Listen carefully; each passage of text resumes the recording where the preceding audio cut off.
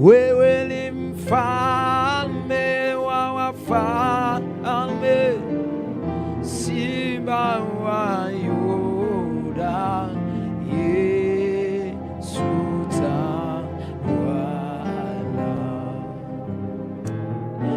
Oh, wewe ni Bwana wa mabwana, Simba wa Yuda, Yesu tawala. Wewe ni mkuu wa wakuu, Simba wa Yuda, Yesu tawala. Baba, wewe tawala, mfalme tawala, Jehova ile tawala, mtakatifu, kwa kuwa wewe ndiwe mfalme wa ufalme. Wewe ndio mfalme wa ufalme. Tunakukaribisha utawale Bwana, tunakukaribisha Jehova utawale, kwa sababu wewe ndiwe mfalme wa ufalme. Yesu tawala Bwana, Yesu tawala mfalme, kwa sababu wewe ndiye mfalme wa ufalme.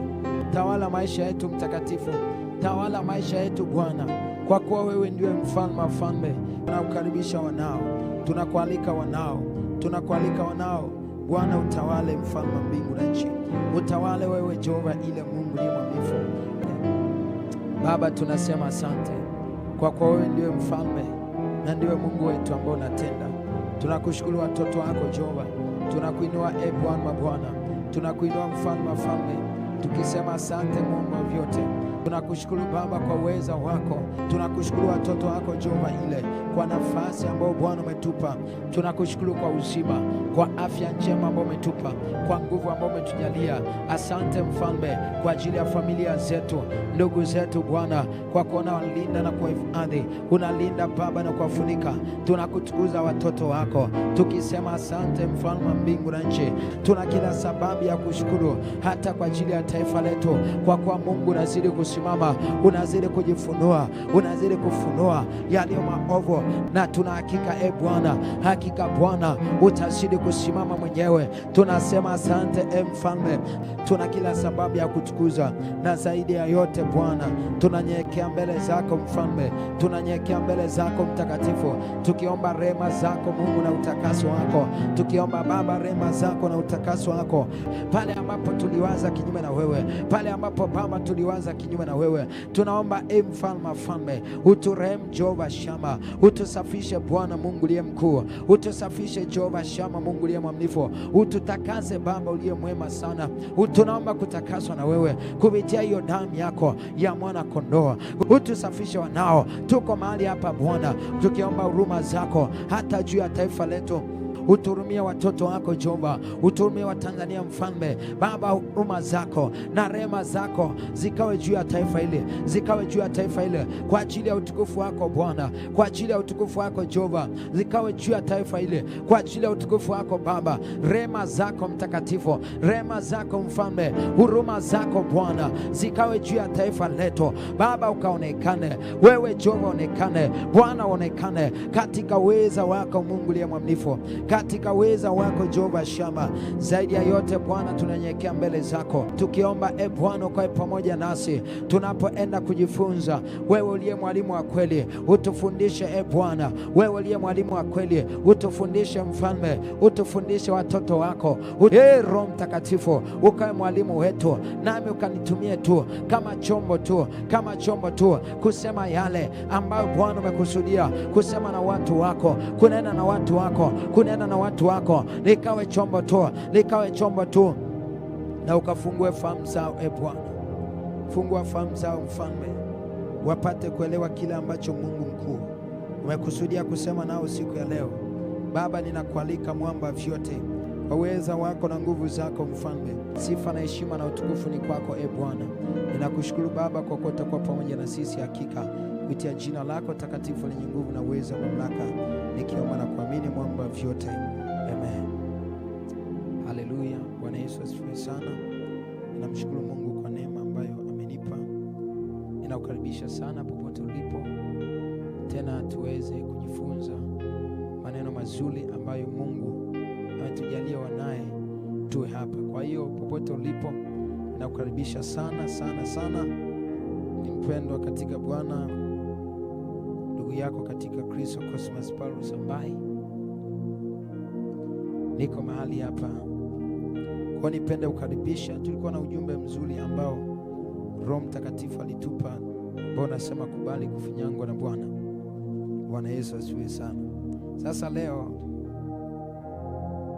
tutaendelea. Tulipoishia jana, tuliangalia vigezo vya Mungu kukufahamu. Vigezo vya Mungu kufahamu, tuliona vitu kama vitatu hivi. Tutaenda kuviangalia. Nikasema leo tutaingia katika kipengele maisha ya mtu aliyefinyangwa na Bwana. Tutaangalia maisha ya mtu aliyefinyangwa na Bwana. Kwa hiyo hapa tutaweza kuona vitu kadha wa kadha,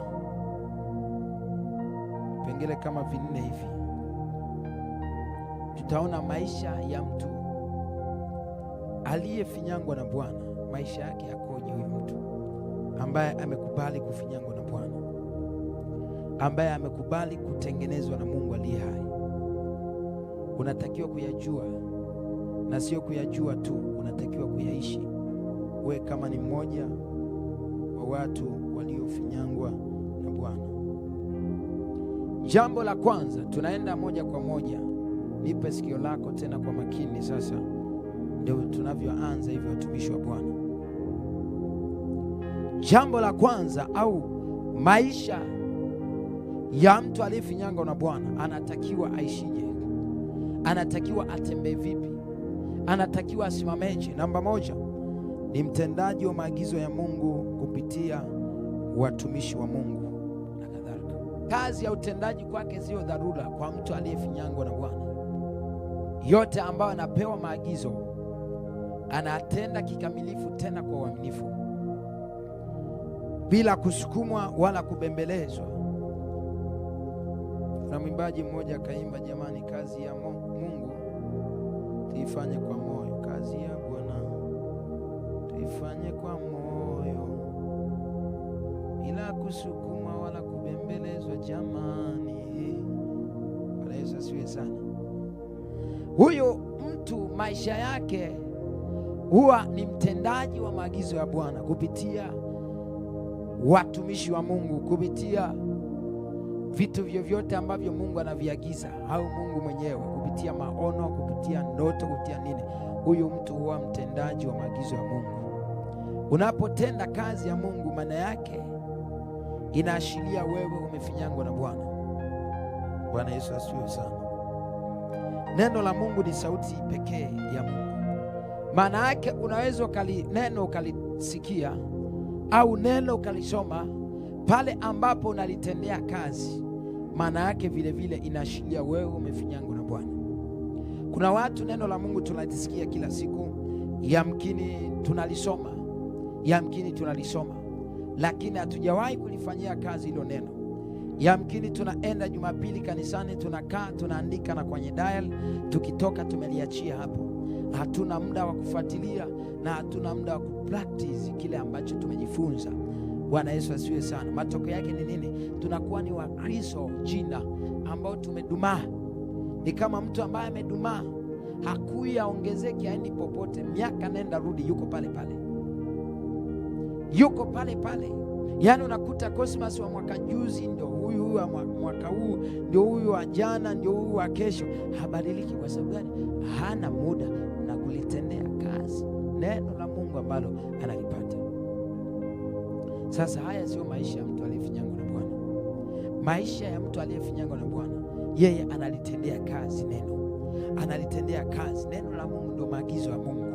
Bwana Yesu asiwe sana. Sidhani kama kuna mtumishi wa Mungu ambaye anaweza akakuagiza kutenda kazi nje ya neno la Bwana. Siwezi kuamini. Na ukikuta mtumishi wa namna hiyo anakupa maagizo nje ya neno la Mungu, shtuka. Misemo ya Waswahili imetanda sasa hivi, shtuka. Kataa wahuni. Bwana Yesu asiwe sana. Kataa wahuni. Hao ni wahuni wa kiroho. Yaani unapewa agiza kinyume na neno la Mungu. au ni wahuni wa kiroho. Kwa hiyo neno la Mungu ni agizo tosha la Mungu. Maana yake nini? Tunapokuwa huko tunajifunza, tunafundishwa, maana yake tunapewa maagizo ya Mungu. Maana yake tunapewa maagizo ya nani? Maagizo ya Mungu. Tunapoyatendea kazi na kuyafanyia kazi, ashiria kweli wewe umefinyangwa na nani? Umefinyangwa na Bwana, umefinyangwa na Bwana, umefinyangwa na Bwana. Haya ni moja ya maisha ya mtu aliyefinyangwa na Bwana. Atalitendea kazi neno la Bwana, atatendea kazi maagizo ya Mungu kupitia neno lake. Yakobo sura ya 1 mstari wa 22, utaenda kuona hapo. Utaona anatuambia kwamba tusiwe wasikiaji wa neno tu, bali tuwe watendaji. Lakini leo kanisa tumekuwa wasikiaji tu, tunasikia tu, kila siku tunasikia, yanarudiwa, lakini hakuna kutilia maanani kuyafanyia kazi yale ambayo tunaagizwa au tunaambiwa. Yakobo 1:22 nasema, lakini iweni watendaji wa neno, wala si wasikiaji tu, hali mkijidanganya nafsi zenu. Neno la Mungu linatuagiza kwamba tuwe watendaji wa neno na wala tusiwasikiaji tu, kwa sababu tutakuwa tunajidanganya nafsi zetu wenyewe, tutakuwa tunajidanganya wenyewe. Lazima tufanyie kazi neno la Bwana, lazima tutendee kazi neno la Bwana.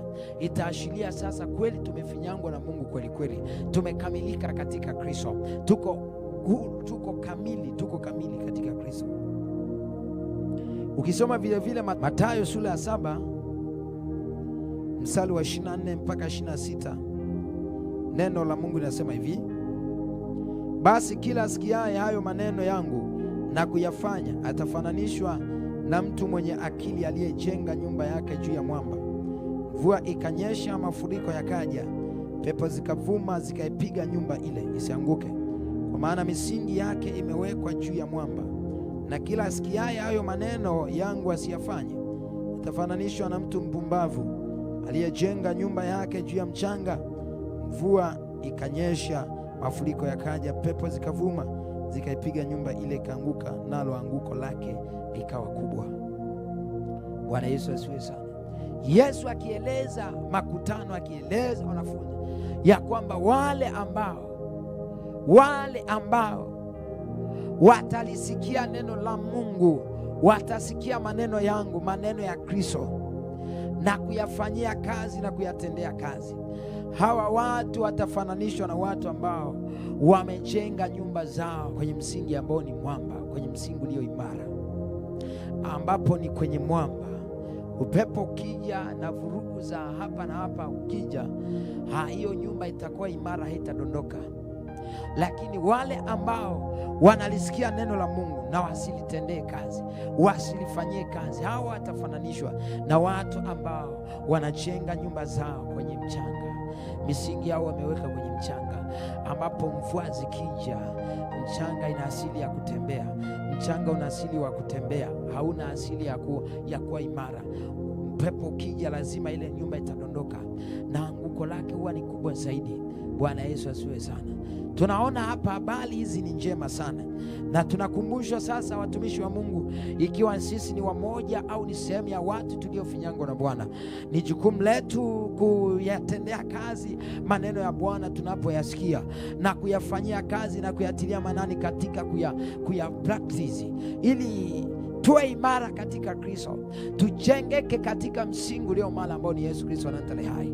Lakini uwe na hakika ya kwamba tusipoyafanyia kazi haya maneno ya Bwana ambayo tunasikia, uwe na uhakika majaribu yakitukuta, changamoto zikija, ndio utakuta walokole hao wanakata tamaa, ndio utakuta walokole hao wanaanguka dhambini. Utakuta watu waliokoka wanarudi nyuma, hawasongi mbele tena, kwa sababu kuna upepo mzito umekuja kwako, umekuja kwao, lakini hawako imara, hawafanyii kazi yale ambayo Mungu anawaagiza, hawatendei kazi yale ambayo Bwana anawaagiza.